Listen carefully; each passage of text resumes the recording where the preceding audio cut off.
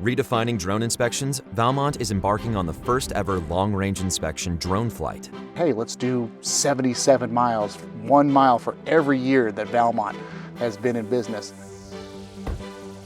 If successful, this 77-mile flight path will push the average distance of unmanned inspections from less than 20 to more than 60 miles per day. One of our UAS providers, Harris Aerial, they had a redesign of one of the aircraft that we already owned, and it was a test for them as well, something to just see what it could do. Capable of collecting high-resolution images, videos, LiDAR, and thermal data, Valmont inspection drones go further and faster than traditional inspection drones, capturing detailed and up-close data. I'm really confident this is going to work today.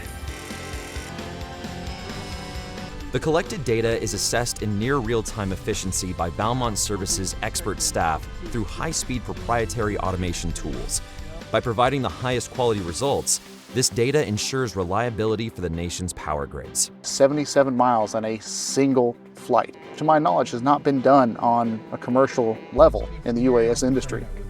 With a commitment to conserving energy, our drone teams use under 1/4 gallon of fuel an hour, compared to the average 30 gallons an hour used by helicopter inspections. But when it comes down to something that a business can do, that puts us into the realm of competing with manned aviation for our inspection services, it's going to leapfrog Valmont into the top tier of UAS services.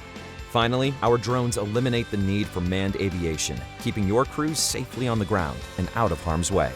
I'll let you know when you're right over my head. How sweet is this, man? Yeah. With a successful flight, Valmont is pushing boundaries and redefining services. That's the value we add. We have enough fuel probably to do this again. Yeah.